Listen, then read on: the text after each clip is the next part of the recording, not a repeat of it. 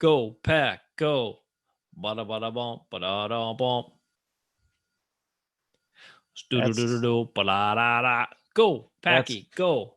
That's not what it sounds like. Oh, it's I don't want to work. I just want to bang on the drum all day. Why is that a Packer victory song? Can you tell me why is that a because Packer it's a victory great song? Because it's the motto of all people everywhere. I don't want to work either. And I just want to bang on my daughter's drums that I got her for Christmas that were really for me, but don't tell her I said that. That's what I want to do all day. Play drums all day. I don't understand why that's associated with Packer victories, or I still don't get it. But what do you do? Great song. Great song. I'm not disputing that. It's a very catchy and good song. It's just I don't understand what it has to do with football and the Green Bay Packers, but it's fine. I think Eckes' song that he wanted you to write with whatever it was, he had the chorus lyrics, I think. Oh yeah.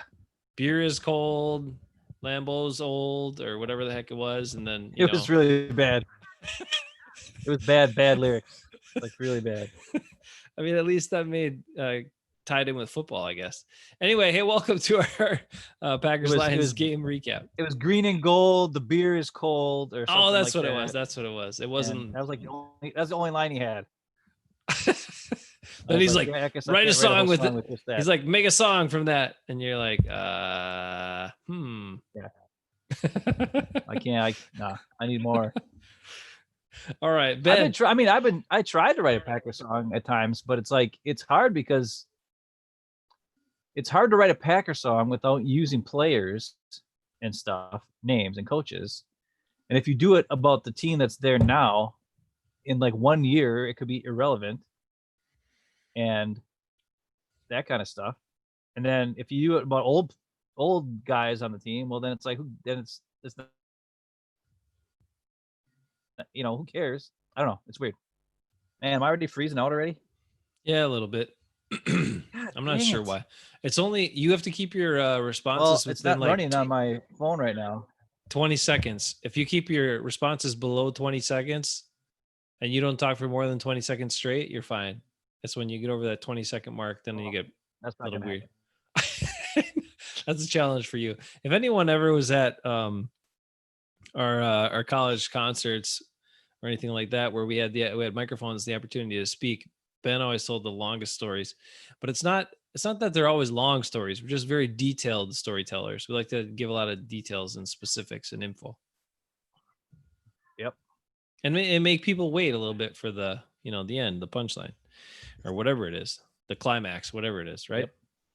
All right. So, hey, the Packers won again, Ben. They're 2-0, which we're excited about. That's awesome, right?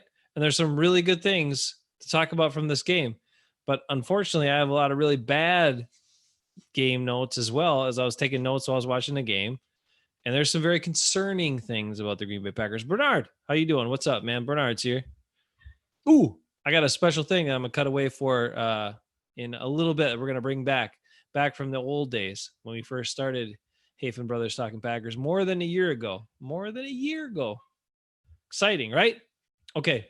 So, but the good news is Packers are 2-0 in the division. Unfortunately, the Bears are somehow 2-0, which must be Jimmy Graham factor. No, it can't be. But they got, they had 2 close wins. The Lions drop a touchdown to win the game. And then last week they beat the Giants after Saquon Barkley gets hurt and kills my fantasy team, or tries to kill my fantasy team. But I still scored a crap load of points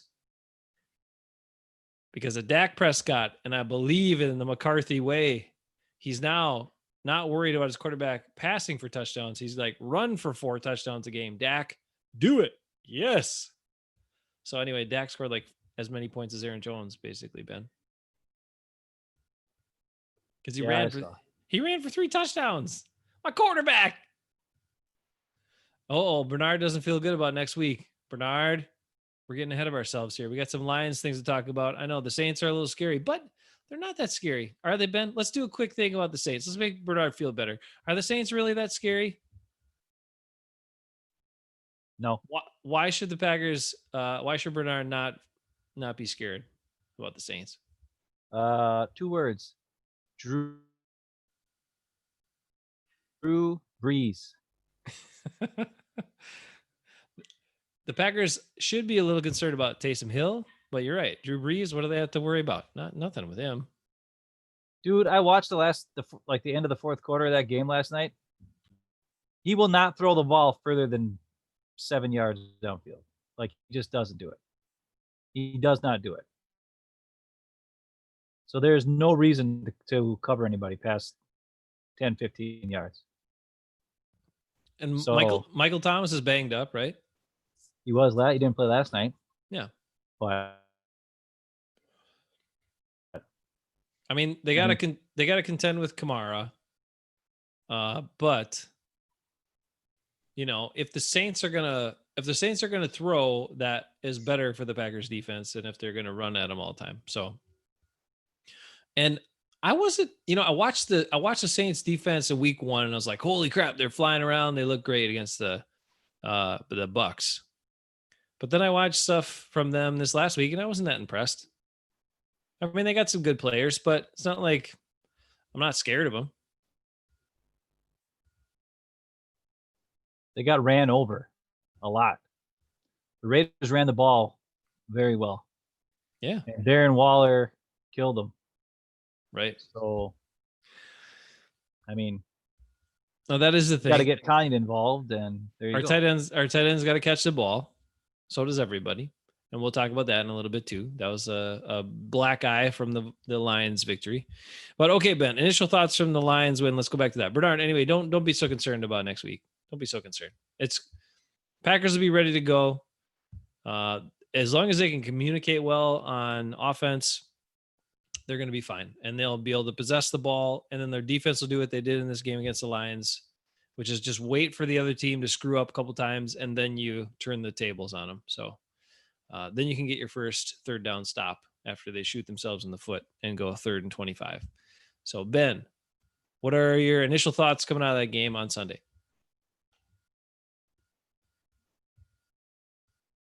The Lions suck. That's the initial thoughts. Okay. All the things we say, all the things we said were going to happen, happened. Yeah. Did we not? I said, Big Bob Tanyan, we got to get him involved. Jimmy Graham he dropped a bunch of passes, but when he caught him, he got touchdowns. Well, what do we got? Robert Tanyan touchdown on a great freaking pass that Rodgers threw before Tanyan even turned around. And the ball was like, as soon as he turned around, the ball was in his face. And it's like, whoa, and he caught it, and it was great. What else did we say? We said, oh, hey, Aaron Jones, let's give him the ball.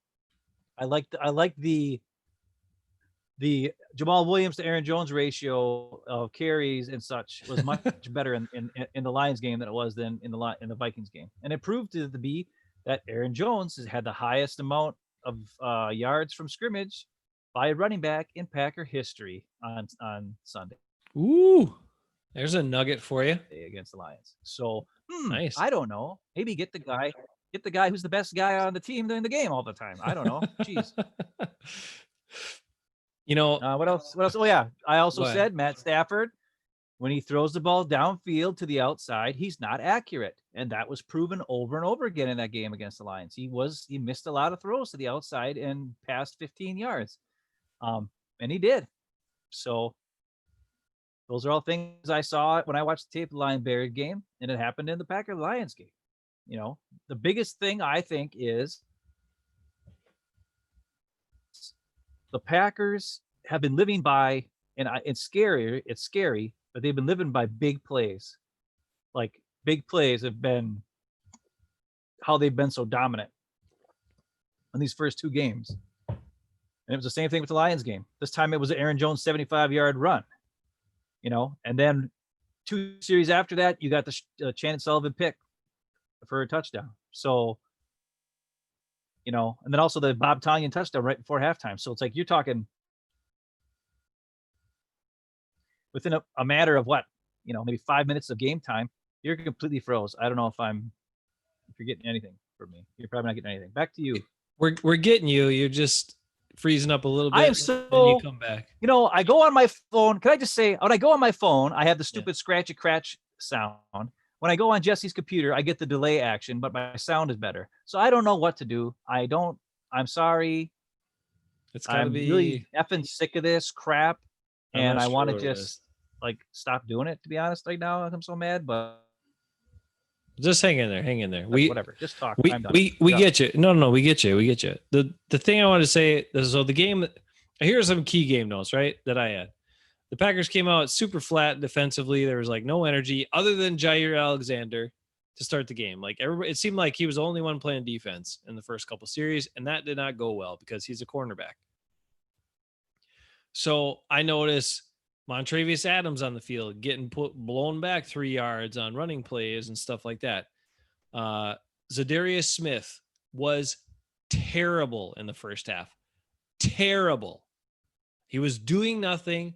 He was not productive, and he was giving up huge plays on the edge. Like Adrian Peterson's big run along the outside and a couple other plays that went like that was completely Zadarius Smith's fault. He abandoned the edge. He crashed inside and like guessed, and then got pinned, and then it was wide open run to the outside. There wasn't even a corner out there on a couple of those running plays. So you could tell he was the end guy on the line. That's his responsibility to turn the play back inside. He abandons it because he's going to gamble or do whatever. He was terrible. Awful, awful, awful in the first half, Zadarius Smith. You're disgracing the number 55 in the first half. Really disappointing. He got better in the second half, as did the whole defense. But it still was a scary game because the Lions, first 2 drives, they did whatever the heck they wanted. Just right down the field. Boop, boop, boop. Oh, touchdown. Dut, dut, dut, dut, dut. Run, pass. We don't care. Everything's working. Yahoo against this defense. La, la, la. You can't stop the run. You can't stop the pass. Jair's the only guy playing.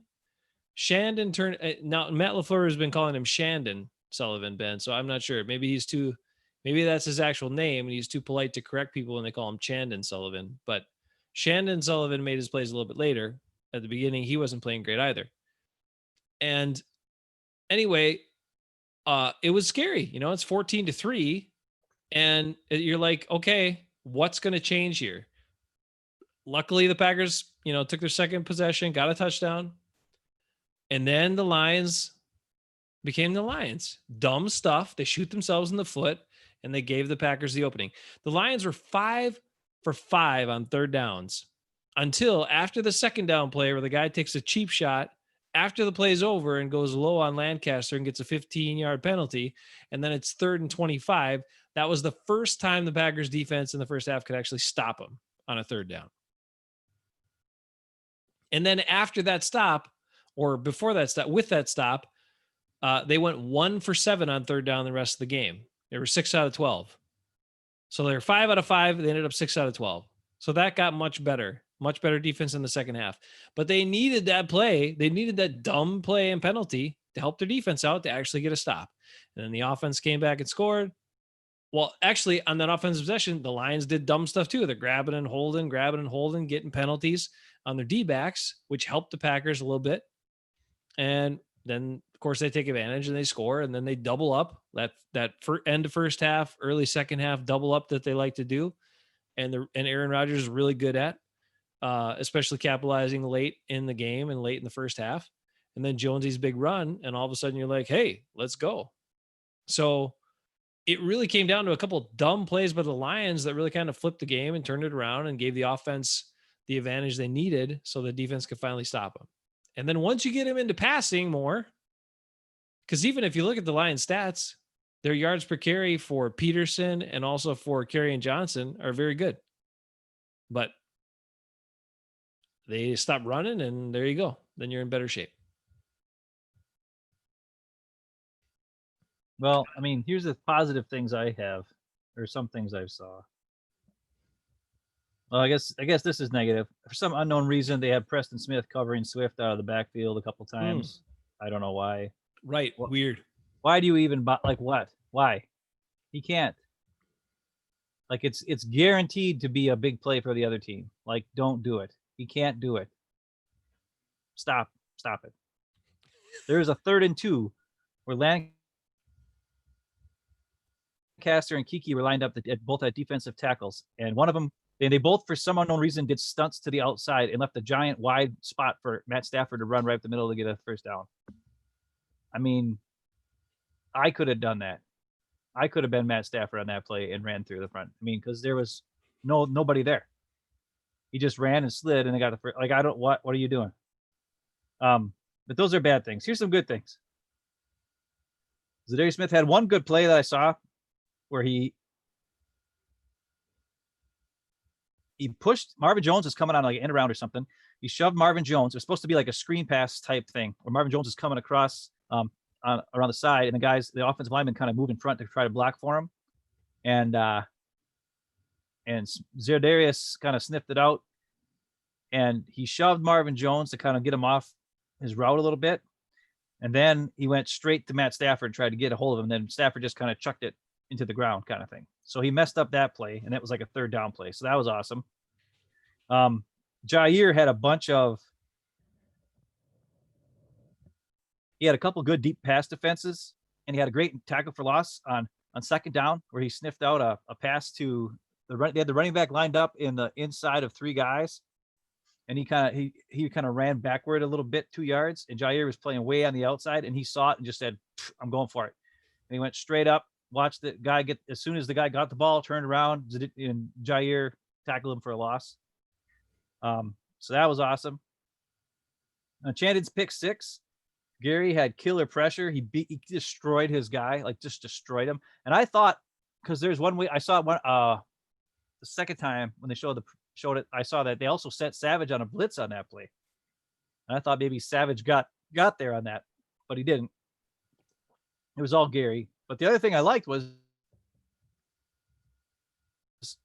they did send Savage on a blitz. So Pettine is dialing up pressure. Maybe he saw, hey, we can get some pressure on guys when we send some guys. And he sent Savage. It didn't work with Savage, but it worked with Gary. And maybe the guy saw Savage coming and got freaked out, didn't know who to block. And then, Gary got in there and messed up Stafford, forced Stafford to throw early. Shannon Sullivan picks it off, scores a touchdown. Sweet. Also in the fourth quarter, Redmond was sent on a safety blitz one time and messed up a play. So I saw a couple different things that were promising in the second half, where they were more aggressive. They understand that, sometimes if you can just send one guy, he can mess up the whole entire play, especially with these quarterbacks who aren't mobile.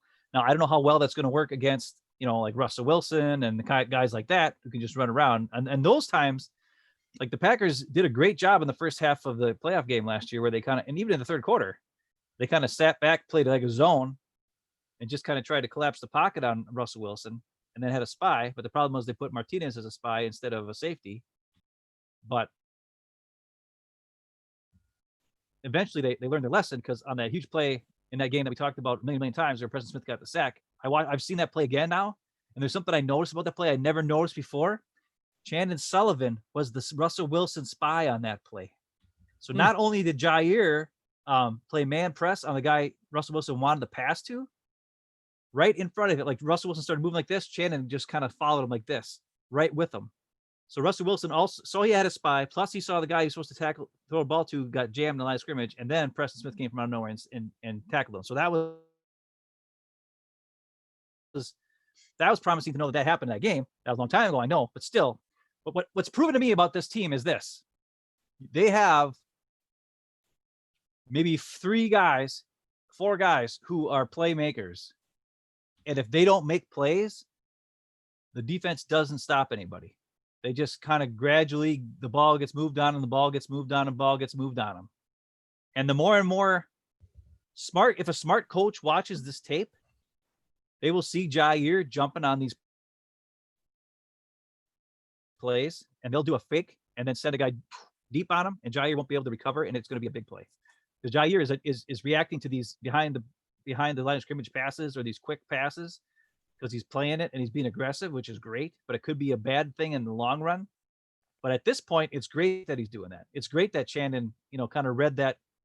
He said he's from film study. He knew that from that formation, there's a chance that play is going to go to, the slot receiver, and he's going to go into the flat. And he's like,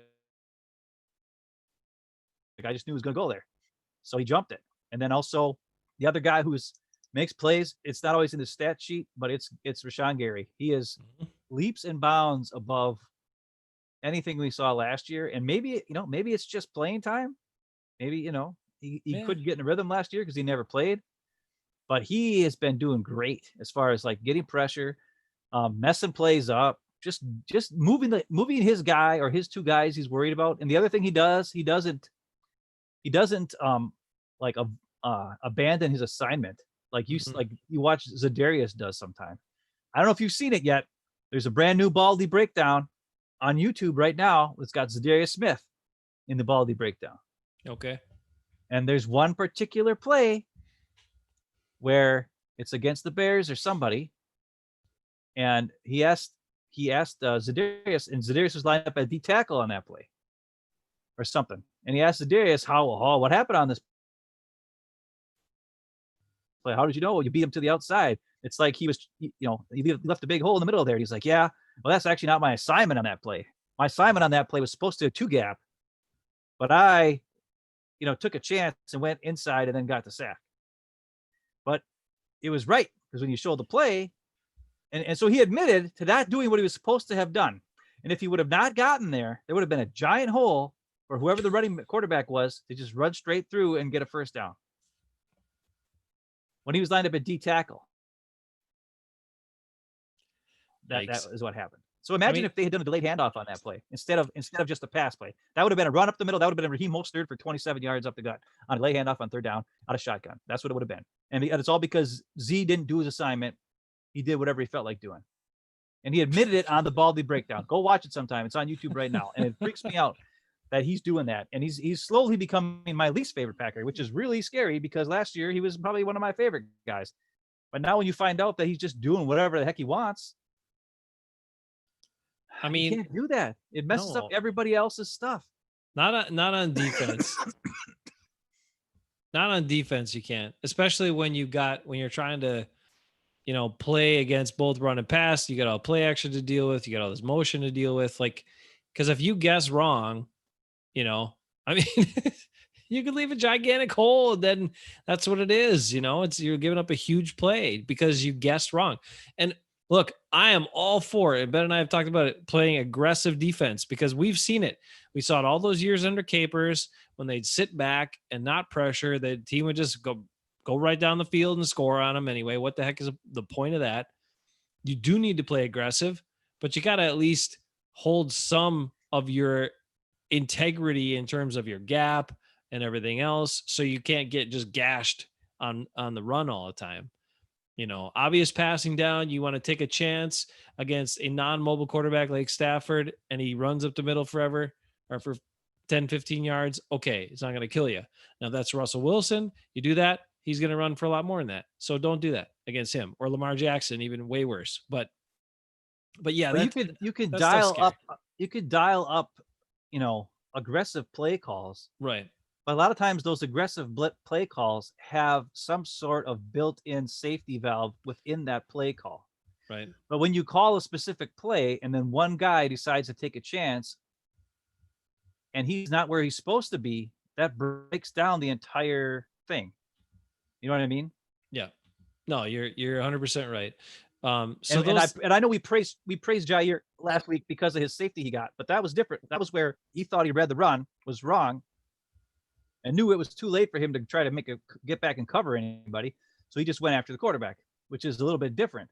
And the other thing is, if Jair makes a mistake on that particular play, he had slot, because Pet told everybody he had slot coverage on that play. So flat coverage. So he did not have a deep coverage assignment on that play. So it wouldn't have been like by him going inside like that, it didn't like leave a big giant hole and gaping in the back where it could have led to a big giant play, like a 30, 40 yard play. It might have been a 15-yard play or something if somebody would have caught it in the flat and he wasn't there to defend it. But when you are part of a line or a group of guys, it's the defensive line is kind of like the offensive line. Like they kind of have to work together and know what each other is supposed to be doing, because what I do reflects what you do and what you are able to do. And like a lot of times you watch guys and they'll get pressure up the middle, and then that leaves the quarterback moving a little bit, and then that's how Zadarius can get to the outside and make a sack. Because a lot of times, hey, Lowry got some pressure. And there's things that Za'Darius shows that in the Baldy breakdown too. There's another play he shows where he gives it up to he said Dean Lowry is the guy who helped make that play happen because he got such great pressure up the middle. The quarterback had nowhere to go, so I just beat my guy, went all the way to the outside, and boom, I was there, made the tackle, made the sack, and it was all I beat my guy, but also if Dean Lowry wouldn't have pushed his guy backwards, the quarterback would have had somewhere to go, and he didn't have anywhere to go. So it's something where you have to work together, and if one guy's not doing what he's supposed to be doing, it ends up like what Blake Martinez said when he left town. I had to make those guys right when they took their chances. That was my job. Yeah. And that's unfair to him, and it kind of sucks for the rest of the defense too.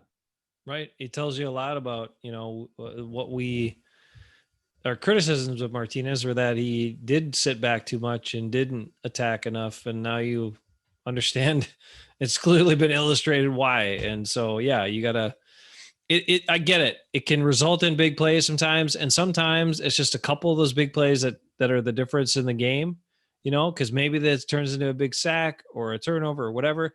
And that is enough to give your offense one more possession. And then you win the game because your offense is so good. But if you're doing that against really disciplined, good teams, it's not going to work. Same thing like this, where you can't come out defensively that flat and not attacking and not, there wasn't even any juice to tackle guys or anything or pursue guys. You can't do that against good teams because they're not going to do dumb stuff and get, a 15-yard penalty in a bad spot to give you basically a drive stalling third down with a 3rd and 25. So you have to, especially at home, and I get it, the crowd's not there and all that, but come on, there's something to play in Lambeau Field for these guys. There should be. They got to come out with more energy, and the defensive side, you really should. So, okay, we got all that. There's some ugly to talk about, and Bernard brings it up. Bernard's also putting out there that Aaron Rodgers now has 370 touchdowns to only 84 picks for his career, which is, insane. I was looking at some other things today. Aaron Rodgers has just incredible. He's got like, what is it? I think it was like he threw for 4,000 pass attempts between his 2 pick sixes in his career or something like that. One was in 2009, then his next pick six wasn't until 2017. There's all kinds of crazy stats when you look at his Wikipedia or wherever to see like what he is all time in the NFL. It's crazy stuff. But one other thing, the reason I looked at that is because I went and looked at Jared Allen's all-time stats because Nick brought up the Pro Bowl, or not the Pro Bowl, the Hall of Fame guys. And some people were talking about Jared Allen, and I was like, what, Jared Allen? You and I kind of made that face last week. And then I saw Jared Allen actually has a couple of NFL all-time stats that are pretty impressive. He's like all-time leader in safeties, tied with a couple other guys with 4 safeties in his career. He's all-time on a couple of statistics. But then I looked at Aaron Rodgers' rap sheet and I saw like times 20. So I was like, well, maybe he's not a Hall of Famer. Maybe Jared Allen is not. I'm not sure. But he does have 136 career sacks, which is quite a bit. So maybe he is. We'll see. Anyway, Bernard brings up the receivers need to catch the ball. Well, Bernard, you were correct. So do the tight ends. And I don't know what the heck's going on with Jay Sternberger, but Ben, he finished with 0 catches for 0 yards in that game. And he had 2 great opportunities early in the game and freaking just dropped them both. Like, come on. That's supposed to be your pass catching tight end threat. I mean, come on, that guy, what's going on with that guy? Yikes. I don't know. I mean, here's the thing. I haven't seen it in Jay Sternberger because he didn't play last year in preseason because he got hurt. He didn't play all year last year because he got hurt. He had a touchdown catch at the NFC Championship game in garbage time. Okay. But do we really know he's that guy or he can be that guy? I have to be honest. I would rather see the ball going to Robert Tonyan at this point in time. I trust Robert Tonyan. He had a drop in the game on Sunday. Yes. But I don't know if that was that bad. Like if you watch the playback, it wasn't like a perfect pass or anything. He had to like Oh, try to. It was a high pass and whatever. But it's a tougher catch, but it's a catch you should have made. But Sternberger, here's a concern, Ben. This is when I look yeah, at all this, because this is what I want to talk about in general, the drops. Okay. Because I wrote down all of them because you know how much I hate drops. You know how much I hate drops. yeah, Okay. So we had 2 drops on the first drive, one by Sternberger, one by Tanyan on the first drive, which is why the Packers ended up with a field goal and not a touchdown. Okay.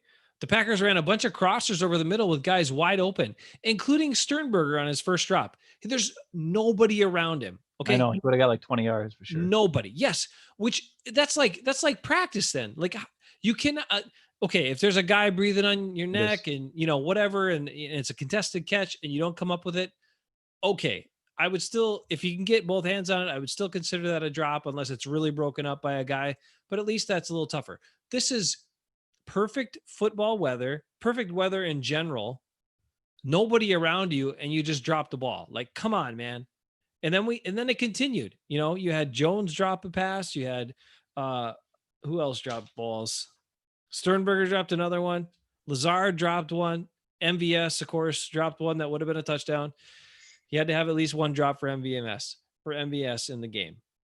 The point is, this is in September.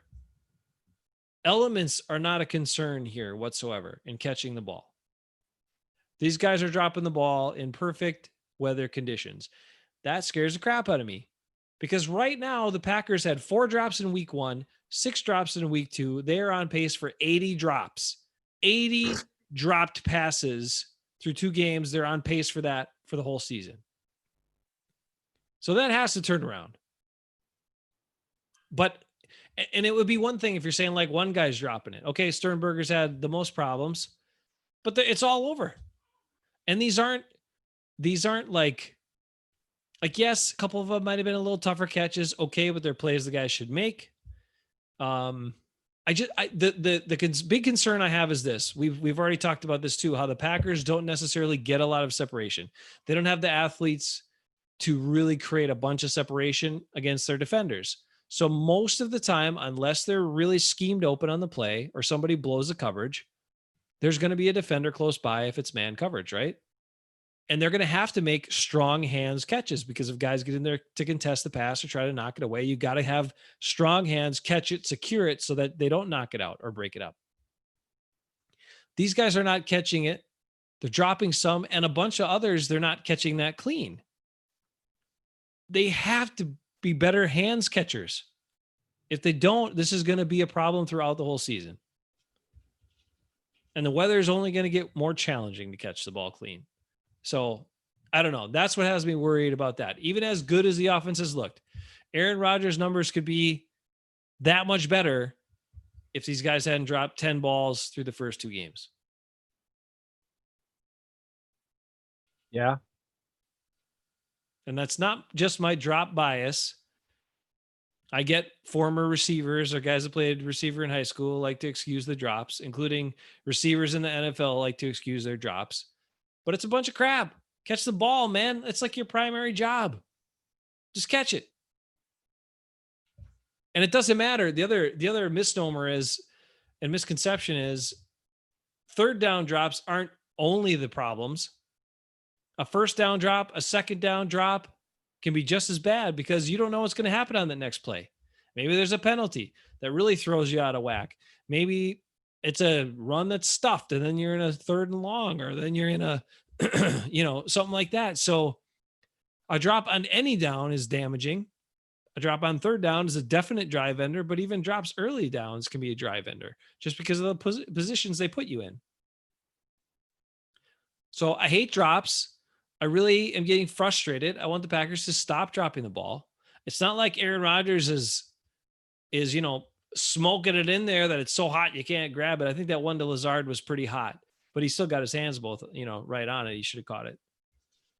But anyway, the drops drive me crazy, and the defense early on was really disappointing, I have to say.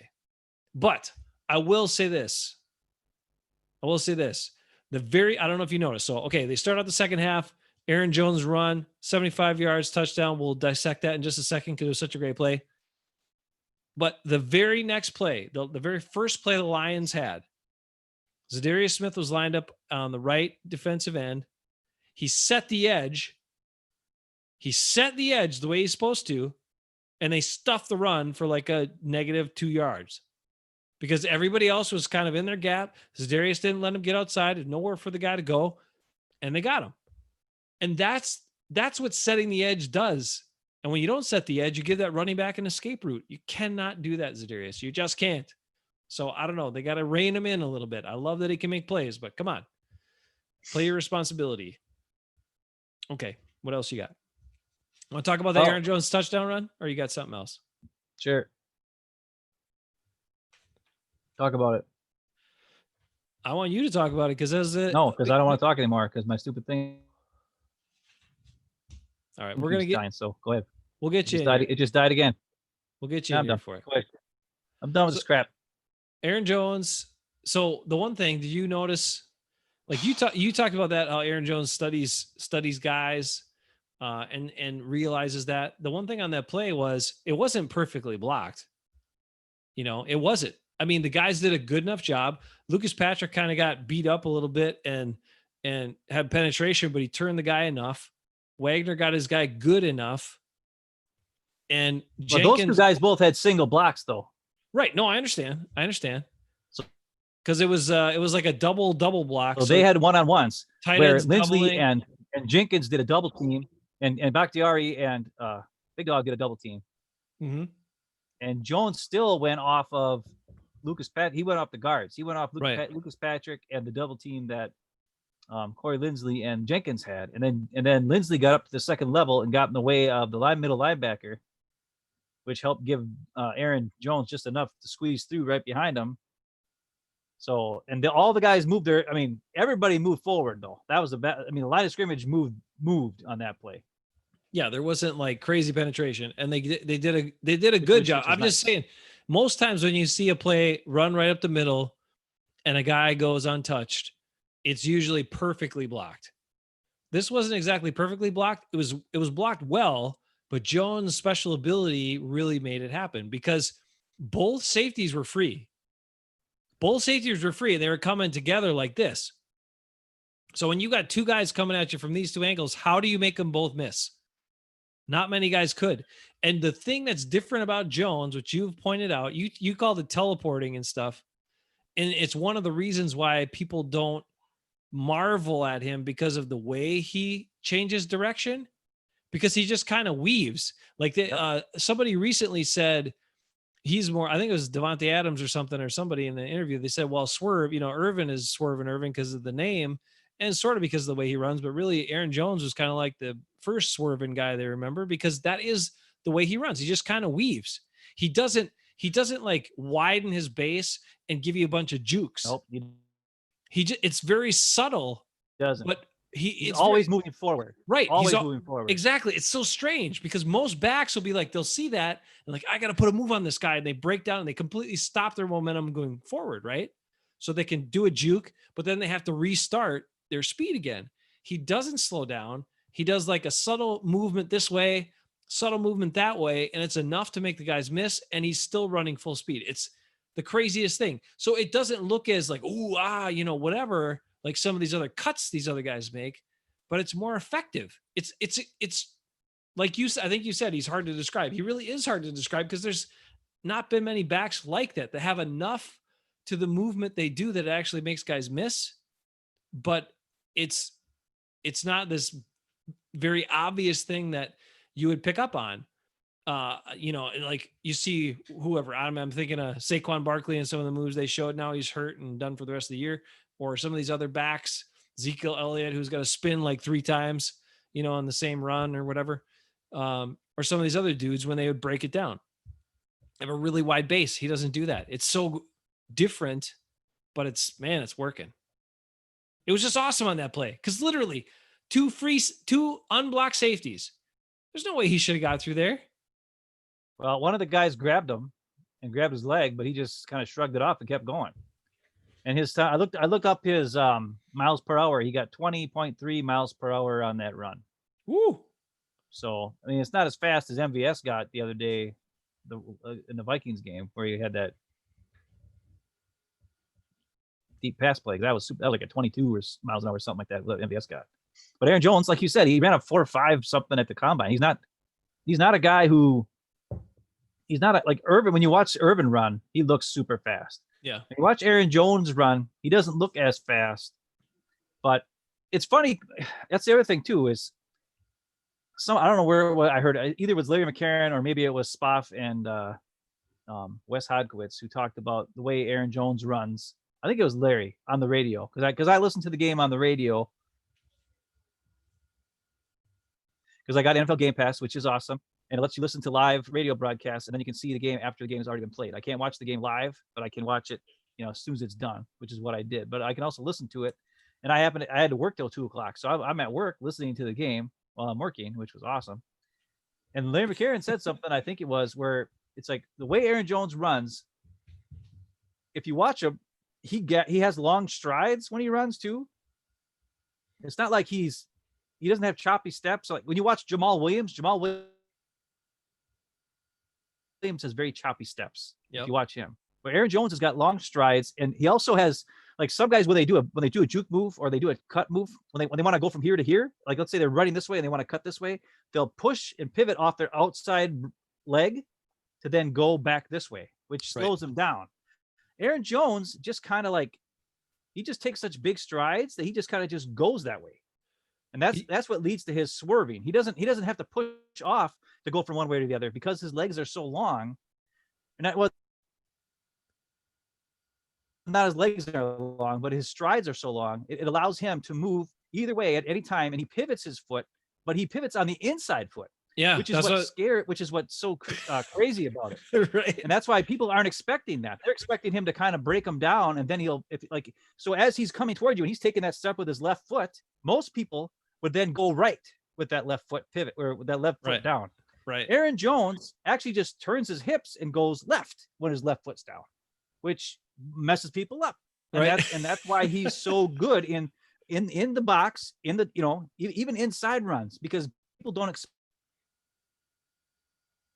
anybody to ever do that. Usually they put their foot down and they go the other way. Where Aaron Jones just puts his foot down and he just keeps swerving and going back and forth. So he is the swerving guy, yes. But he needs to get frickin' paid. Can we please get him on the dang team? I'm just so sick of this. I texted that at least 3 times on Sunday when I was listening to the game on the radio, back and forth with you and Bruce and Eckes, and I was just like, this is just, I mean, come on.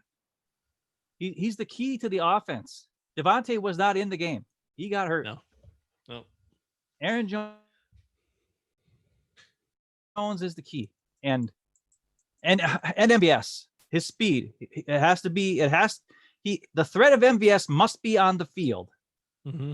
That helps everybody. He doesn't have to catch everything. But with him on it's the same thing. If Aaron Jones isn't on the field, teams aren't worried about it. Right? So then they can worry more about the pass and protect against the pass. But if Aaron Jones is on the field, then they got to worry about that. If MVS is on the field, they got to worry about getting beat deep. And if MVS is not out there, like last year when they had Allison and Jimmy Graham, defenses weren't worried about the Packers going deep on them. They had no speed. But just the threat of MVS on the field equals crap. This guy's fast. Look out for the deep pass, everybody. And with the threat of Aaron Jones in the backfield, or even lined up at wide receiver, wherever he might be now, who knows? You got to be like, okay, look out for Aaron Jones, everybody. And then if Devontae's out there, then you got to shade over there because he's probably going to run a good route and beat the guy who's on him. So then you got to be like, okay, everybody look out for Devontae. So now who are you going to look out for? Yeah, it makes him so much more dangerous. Double team Devontae and let MVS go past you? Are you going to freaking, you know what I mean? Or are you going to crowd the box and try to stop Aaron Jones? And then Devontae's got free reign over on the sideline. They need those guys on the field at the same time. No more of this Jamal Williams. I mean, and he had good runs the other day too. Yeah. They're blocking really well. I mean, they are. The offensive line giving up 1 sack. Yep. Except I will say in the first 2 games on Jones, it might have been his Yeah, I think it was his second touchdown run because he had 3 touchdowns total, right? 1 receiving and then 2 Yep. rushing. Okay. So his second touchdown run, that play was not really blocked well, but there was He made a guy enough miss. there were enough options there for holes because he had kind of one right to the right and one to the left. And it was a little more clogged to the right. And Rick Wagner couldn't quite get to his guy and he was kind of flowing over to the left. So if Jones had picked the inside hole, he wouldn't have got through. But he picked the outer side, he picked the more outside hole, and that's what allowed him to get to the end zone. So like I think I mentioned to you, his vision in this game seemed to be like right on. You know, the first game I think he missed a couple holes and Yeah. struggled a little bit, but this game he was like fine in everything. So even when it wasn't block perfect, he's like, "Yep, I'll make it work. You know, I'll figure this one out here, over there, over there." Bernard's calling for the same thing. He said Jones needs to get paid now. So the longer the Packers wait, the more the price is going to go up. It just doesn't make sense. No. And maybe they love Dylan, but come on. And I know they think, hey, okay, we can plug anybody in there. And yes, the Packers have plugged anybody in there for years and years. And maybe they had a big game one time or sort of a big game. But Aaron Jones has had like 5 big games in the last year, right? Where he was just unstoppable, where he was like setting Packard records with 4 touchdowns in one game. And the Chiefs game where he had all those, all those passing yards. And then this last week where he had the most yards from scrimmage by a running back in Packer history. He doesn't have the most yards from scrimmage as a Packer. There's actually 2 guys who have more, Don Hudson and somebody else. And they're from way, way back in the day, by the way. Oh, so okay. Aaron Jones is 3rd on the list for most scrimmage yards in Packer history. But he's got the most scrimmage yards by a running back in Packer history. So, wow. But it's just, he can't just be replaced by anybody. Yeah. You can't just throw somebody else out there. The other thing that hardly anybody talks about, and Aaron Rodgers brought it up today on Pat McAfee's show. He was like, hey, that big pass I had to MVS on the sidelines, Aaron Jones picked up the blitz on that play. If he would have done that, I would have gotten creamed. It would never have been completed. So that's the other thing Aaron Jones can do. He picks up blitzes all the time. As a matter of fact, in the playoff game against the Seahawks, he talked about it last year when it happened. Who's the guy who picked up the blitz so that Rodgers could hang on the ball just long enough because Jimmy Graham's slow butt could finally get open? Aaron Jones. Aaron Jones picks up the blitz on that play so Rodgers could get the ball just out in time so Jimmy Graham can catch it and then fall on his face just at the first down marker. Was for Aaron Jones, that wouldn't have happened either. But those are things that you need him for. And yes, when you pay running backs, it's scary. I know. But Aaron Jones is an offensive weapon.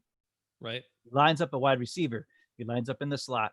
He lines up at running back. He lines up all over the place. And he's a guy who you can use him in a multiple ways, and he's not just a one-dimensional type guy. And that's the thing that they need to realize. Because I was actually watching the Jaguars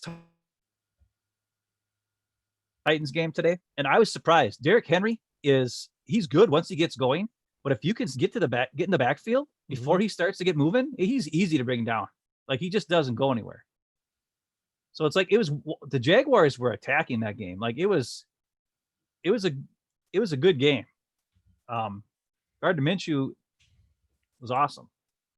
And if he would have had that, he had a ball tipped at the line of scrimmage that got intercepted, or else they probably would have won that game. There's also Jadeveon Clowney was lined up offsides. They never called it because now he's a Titan. It was 3rd down, and then they had the Jaguars had to punt after that because the play didn't work. But they should have been called lined up offsides. Should have been a first down in that play, which Jaguars got screwed. That's besides the point. But what I'm saying is, there's different types of running backs out there. Aaron Jones is the man. Let's give him some freaking money. Gosh dang Vernon. Yeah. I mean, I don't understand why, a 3-year contract is probably what they should do. Going more than that is a little too scary for a running back, but the guy is unique. Come on. How many backs have we seen? It's been revolving door, and Eddie Lacy wasn't the answer. And a bunch of guys in between Amon Green and him weren't the answer. And a bunch of guys between Eddie Lacy and Aaron Jones weren't the answer. So just don't appreciate what you have here. Recognize how special that kid is. Cause his touchdown run and some of these other runs, both his touchdown runs were examples of exactly that. A bunch of other backs would not have scored on those 2 runs. I'm telling you. Even with as well as that run out of the gates in the third quarter was blocked, a bunch of guys get tackled by one of those safeties. Not him. Bernard says that MVS was on the herd. Well, He was. I'm sure I watched Colin it. tried to goad him into saying something bad about Aaron Rodgers, but MVS is pretty smart. He's not that dumb about that stuff. He didn't do too. Cowherd was not as jerky as he normally is, to be honest, with the MVS interview. Maybe you try to get him back for a second time, and that's when he'll do it. Maybe. Because I'm sure I'm shocked Cowherd wasn't just gushing over Russell Wilson all, for the last 2 days.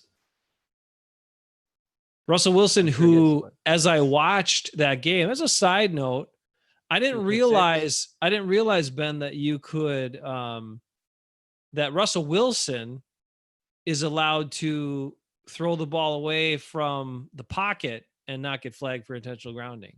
Yeah, he's got the Tom Brady rule. Yeah, because there were at least two times in that game where, he's 20 yards behind the line of scrimmage and he airmails a ball, way out of bounds and no one's around there, but he was within the tackle box. He threw it because he was getting pressured and he should not be allowed to do that. And yet, it's just an incomplete pass. So instead of a 20 to 15 yard loss and sack, just an incomplete pass. That's why when you play Russell Wilson, I've said this a million times, you just hold the pocket because he's so little, he can't see over the top of everybody. The only time he can make plays is when he can see stuff. So hold the pocket, have a spy, play a good deep zone, make sure everybody's covered. You're fine. But you got to make sure your spy is quick enough to cover him, not like a linebacker. It's got to be a safety or a corner, more likely a safety. But whatever, we're not worried about that. I'll say this too. Anyway, I was just annoyed watching that. I was annoyed watching that game because of some of that crap. And then I loved how and great his stats through the first 2 weeks out of this world, right? The 9 touchdowns. But I watched wide open guys all over the place. Like, he made some good throws. Okay, fine. But he's got dudes. I mean, there's nobody around him. Lockett, that guy is like as shifty almost as Devontae Adams, but faster. And he gets open super easy almost every single play. So Russell Wilson's got Metcalf is like a monster, dude. Yeah. Wilson's got plenty of dudes to throw to, and they're wide open. It's easy plays. That's the difference, right? Rodgers got to make a lot of these really tight plays, tight throws that got to be in the right spot or guys aren't going to catch him. He's got some where they don't. And then one thing about this Lions game is they ran a lot of shallow crossers and guys were open because Rodgers threw behind him a couple of times, but they made the catches and kept going. And you need that sometimes. You got to have a little bit of that latitude for your quarterback to maybe not make the perfect throw every single time. And that's one way you can do it, by running those shallow crosses to get dudes open. So I like the fact the Packers did a lot of that. That was good for their offense for sure. Anyway, you were going to say something. Sorry. Oh, the other thing, I was just going to talk about the offense in general. Something I liked a lot was the first touchdown. On that first touchdown, Aaron Jones pass, it was a play where they got out of the huddle, got everybody up, lined up, and then hike, boom, throw it, boom, touchdown. Before you knew it, it's a touchdown. Lines weren't even set. And we're so used to watching Rodgers sit there and wait until the play clock's down to 1 second before he finally snaps the ball. And that was a great departure to finally watch them just get lined up, snap it, and go. And you can see what can happen, especially in the red zone. Like, I can see when you're between the 20s where that's an advantage, where you can kind of see where there's a bigger hole deep down the field by kind of studying the defense and seeing where everybody's moving. But when you're in the red zone, just getting going, being one step slower in the red zone means a guy could possibly get open either out of the backfield or whatever, because you snapped the ball and the defense wasn't ready. And that's something that happened on that first touchdown. And it was very, very nice to see. And I hope they do more of it, especially in the red zone. Me too. All right, I got to say this. Did you notice? I think Mike Pettin, and maybe inadvertently, maybe by accident, the Packers have stumbled upon how to fix their fourth quarter defense when they have a big lead. Do you know what they've stumbled upon? No. They put in the reserves in the fourth quarter, guys who normally don't get to play, because those guys are going to play freaking hard because they never get to play. So Redmond, Josh Jackson, just throw all these reserves in there because those Ernest dudes, Scott. yeah, put them in there. So when you normally give up 3 touchdowns in the third quarter because your guys are like, we got a big lead, we've been playing all day and we're kind of tired and this and that, or who knows, whatever. Put those dudes that never get to play because they're hungry, they want to play, and let them play your fourth quarter, and you'll close the game out just fine. And that's what the Packers figured out. Maybe they should be playing the whole game. Maybe, I don't know about the safeties. I mean, this safety play, Savage is not playing well. And I will also say I have hardly ever seen Kevin King around anything. King doesn't do anything, which is fine. I mean, nothing bad's happening though because of him. Well, yeah, but is he just playing so soft? I haven't seen enough of the full field view to find out like what he's doing. But I mean, Jair's popping, Jair's playing. But the other 3 primary starting defensive backs, the 2 safeties and King, it's like, I don't know what they're doing. Amos doesn't make plays. No. Like I don't know. Does he make tackles? Sometimes. I don't even think he's around the ball. I mean, I'll tell you this. I've watched a couple games. I got Game Pass now. I'm watching games and stuff. I watched that Jaguars Titan game today. How did Josh Jones look? You see him? He didn't look that great, but whatever. But the thing is, guys were attacking. Like they were flowing to the ball. Like whether it was a run or a pass. Sometimes it would be a pass, like in the slot. And it would be like a 5-yard out slot route, right? And the corner or the outside receiver did a go route. So he took the safety or he took the corner with him. And then the slot guy and the slot corner are covering him. And maybe he got beat. And then he caught the ball for 5 yards. And he tries to go upfield. And next thing you know, boom, here's a safety right there tackling him. Like guys are moving to the ball, wherever the ball goes on running plays. They're moving to there's you know how like Madden used to talk about that when he'd call games and he'd be like, oh, if you're flowing to the ball or whatever it is. I don't know what it is, but you know what I'm saying? They're like they just swarm. They swarm to the ball, right? Packers don't swarm to the ball. No, they don't. Watch it. There's even when the play is completed to a guy, there's like nobody over there running them down. The only guy who runs him down is Rashawn Gary. All of a sudden he'll show up from out of nowhere, running from behind and catch up. Or he's the only guy who's like trying to make something happen. And it's kind of like, or Jair will swarm, and Shannon Sullivan's pretty good. I mean, Shannon Sullivan had a couple good pass breakups. For some reason, people seem to want to pick on Shannon Sullivan, and I don't know why, because he's way too good to be picking on. But go ahead, keep throwing on his guy if you want. I mean, that's fine. He'll pick you off or he'll break up the pass. That's what he's good at. He gets a lot of pass defense. He's good. Yeah, we hope Drew Brees goes after him. I don't know what they're looking at. Oh, he ain't Drew Brees for a ball, dude.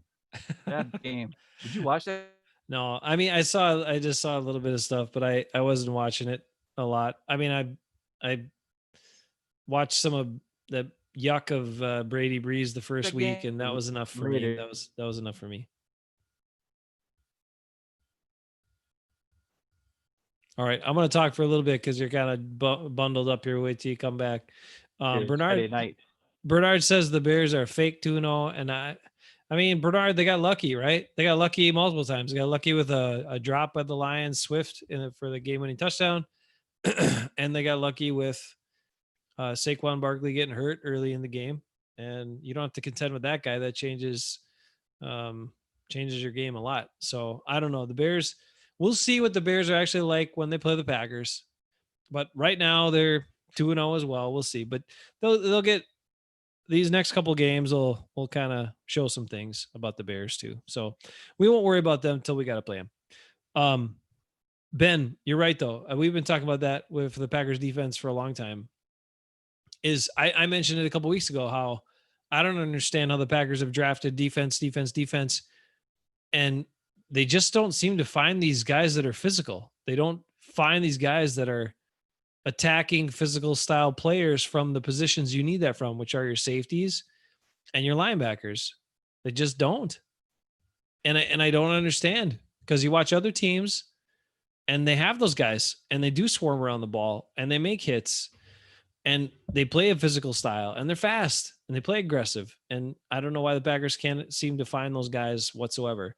I mean, I don't know if you could sign him or not. I don't know the Packers cap situation, but like, the guy in Seattle, Adams, he looks pretty good. He was out there. He was there for the taking. If you really wanted to upgrade your safety,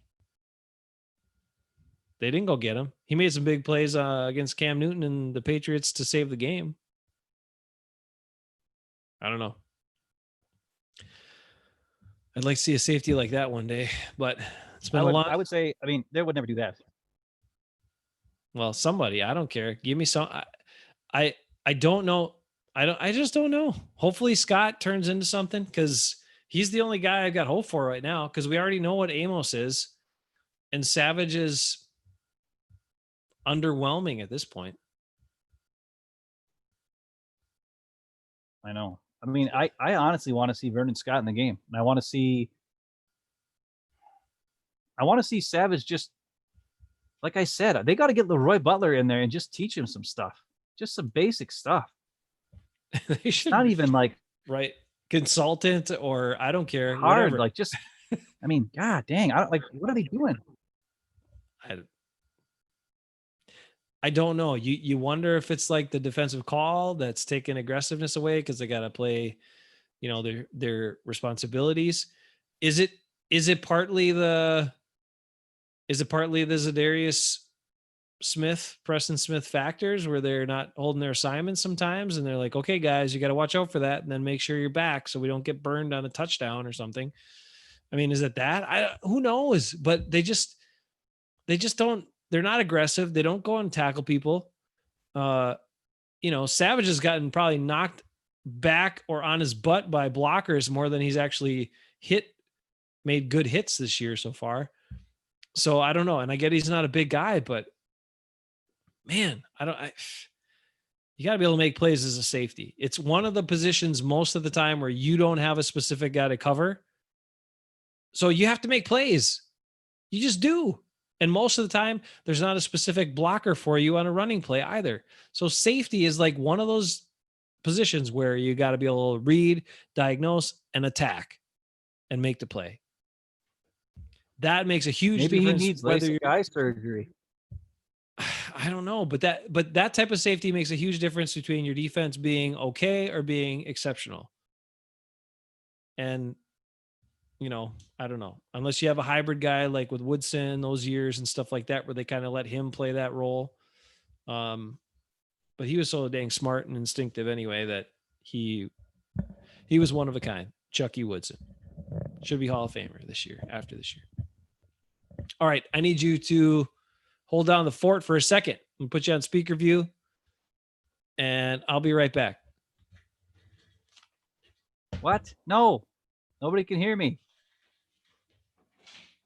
My stupid thing always goes back. Ah, dang it.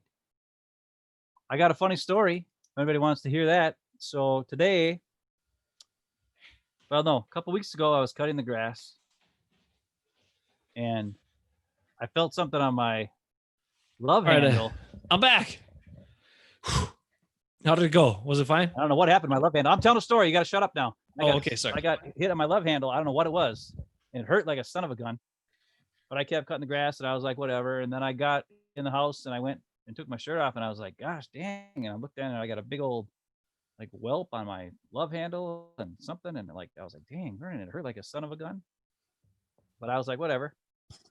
And I felt a little weird there for a while, but I was like, whatever. So today I went out and cut the grass today again. And I'm cutting the grass. And I go by the side of the house and I disturbed a couple boards or whatever underneath the deck. And I went by, I was fine, came back around.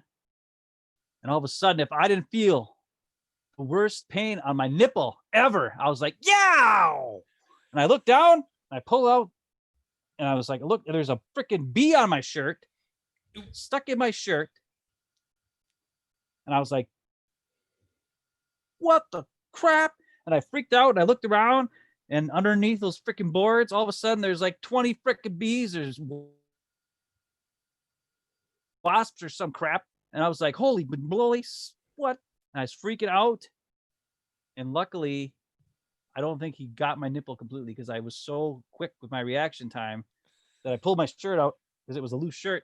And he was still like stuck his stinger in my shirt. And I pulled, and he just barely touched my nipple. And then, because I don't have a big whelp on my nipple, thank God. But my love handle is much better this week than it was last week. Anyway, I got some bees or something, so now I got to call some kind of pest control guys. It's like a hornet's nest underneath some boards underneath my deck. That'd be ground wasps. They're pretty. And that really pisses me off. And they're pretty nasty. A lot of nipple pain. Dang, I got stung a couple weeks ago too. Like, it happened really fast and out of nowhere, and I think it didn't swell up too bad, but I got it off right away. And then, but it was itchy and just a little painful for a couple days, and then itchy for like 2 weeks. It was weird. Got to watch out for those things. There's something weirder and weirder going on with those stingers. So I don't know. Well, good story, Ben. I'm glad your nipple isn't damaged forever, and your love handle is doing better. That's important. Okay, I was thinking. I went back and I listened to a couple things from the early days when we first started Hafeman Brothers Talking Packers way back in September of 19. And then I found a couple of videos. I found the excerpt of the Ode to Mom. And it got me thinking, it's time to bring back the super fan of the week. And this week, so I got the fart gun. I found the fart gun.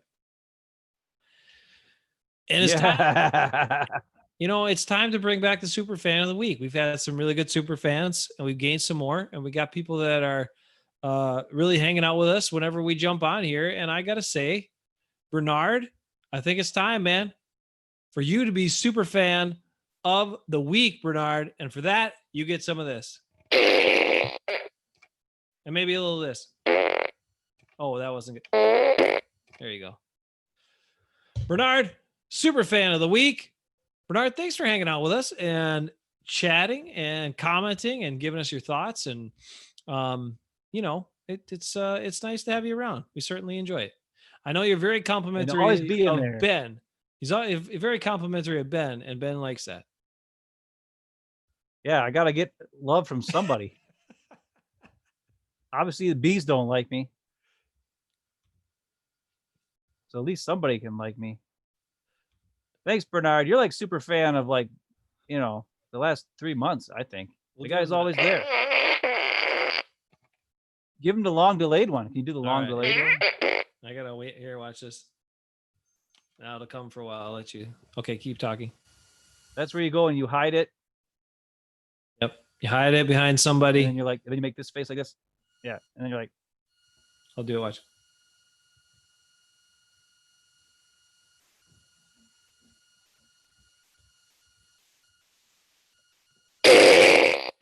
whoa. Yikes. That was a super fan fart if I ever heard one. That's for you, Bernard. Thanks for bringing back the super fan and the fart gun. You inspired me to bring it back. I'll tell you, because you're always. This is some riveting content, Jason. Well, hey, all right. We're glad the Packers are 2-0. They had some definitely some bright spots, definitely some things to clean up. The Saints game will show a lot, and we will examine that on Friday. So we'll talk more about that coming up on Friday, and we'll examine the Saints a little bit. But don't be afraid of Drew Brees. I was going to say, let's enjoy the 2-0, Jace. Let's enjoy the 2-0. Yeah, there's a lot of flaws, but man, they're 2-0. And two division wins, right? That's awesome. I mean, that's like you're a big step in the right direction there and winning the division by coming out of the gate and winning 2 division wins right away. One on the road, one at home. And we'll see the Bears later on. We'll take care of business with them now. Yeah, but the Saints, they don't worry about it. Saints, I'm mostly worried about Taysom Hill and maybe a little Kamara and just making sure that we're blocking. Oh, hey, before we go though, I gotta say, my man, Lucas Patrick, I know he didn't play a perfect game, but I know he's dinged up and he's toughing it out. And I am so glad he was able to play that game because I think he is such a steady, reliable guy, versatile guy, right? Because he switched to center and he can do whatever the heck they need him to do for the most part. But Lucas Patrick is becoming. I mean, I always really liked him, but he's becoming one of my favorite Packers for sure. I love him. He did a great job in that game. And can I say I really enjoyed seeing Billy Turner in uniform on the sideline with his helmet off. That's where he belongs, on the sideline with his helmet off. I'm a little scared though. Did you hear what they said or what the reports were? I don't remember this right from Packers, from LaFleur's mouth or from a reporter, but the talk was that Turner was dressed because they thought they might need him. It was more of an emergency thing, and he wasn't 100%, so they're waiting till he was 100%. Now you hope that's just talk, that they're trying to make him feel better, to be like, Billy, sorry, you're not going to play when you come back. You're going to be a reserve, but we're going to say this. He didn't look happy. He didn't look happy. They showed him on the sideline, and the Packers had like a huge lead at the time. It was like the fourth quarter, and he didn't look happy on the sideline. Like he wasn't smiling. He wasn't like doing anything. Well, I got a feeling they're going to tell him every week, hey, Billy Turner, we just want to make sure you're healthy for next game, okay? So we're going to play these guys. And then the next week they're like, just want to make sure that you're really healthy because we want to play, so we're just going to play these guys so that you're healthy and ready to go. That was they just keep telling them that week in, week in, week. That was one thing. If you go back, so this is what I did. Sorry, I watched the whole game. I watched the extended highlights. I want you to, if you watch the Packers and you really love the Packers, and I'm talking about Lucas Patrick here, I want you to go back through the extended highlight package, like the 13-minute one or whatever it is, and just watch the offensive line on every play. Look for Lucas Patrick, because there are so many plays where he is blocking the whole, he doesn't stop. He blocks till the whistle. He really, really does. And you watch a bunch of these other guys that'll like block for a little bit, then, okay, I'm done now. I just stop doing whatever and I'll jog over here or whatever. He doesn't do that. He blocks. I mean, there were multiple plays within the highlight package, like 5-10 plays that you could see where he's blocking. Everyone else has stopped blocking and he's still blocking because the play's not over yet. And I love that about the guy. So not only is he reliable and great and whatever, and I think he's very good, but that guy tries harder than anybody. And effort gives you 2 notches up in my department, no matter who you are, at what position. And effort on the offensive line is incredibly important. Because this is what happens a lot to, okay, people that watch football and understand this and how it works with the line and all that, okay, fine. You will already know this. But for the people that don't really watch that part too much, this is what you need to understand. A lot of times there'll be a running play, or there might be a passing play. But a lot of times it's on a running play, right? And let's say the offensive linemen they always start engaging with a guy. And usually they only really need to block for like a second or two to allow the running back to get past them. And then they could stop blocking. And most of the time, their job is kind of done. But a lot of times with runners, whether it's on a screen play or it's a running play, that guy might try to change direction and make a bigger play out of it. And when you still engage in your block, you're tying up that defender. And how many times do you watch football and you see it?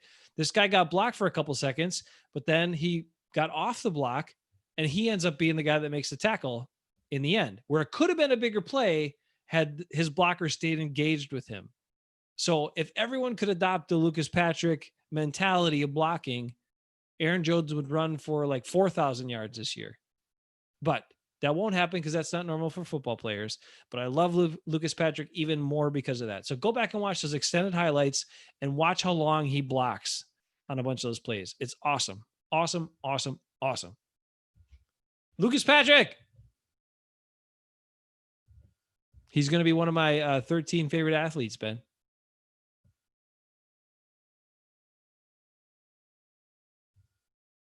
He's not one of mine. All right, Bernard, you're the best. Super fan. One more for you. All right, Whoa. Everybody, take care of yourselves. We'll see you on Friday night, 9 o'clock, Hafeman Bros. Those are our thoughts for this week's game. We'll talk about the Saints on Friday night and some other nonsense. Again, the Hafeman Bros new tagline as we try to take over the world on YouTube is making the world a little bit better place with some football and some nonsense. We'll catch you on Friday night.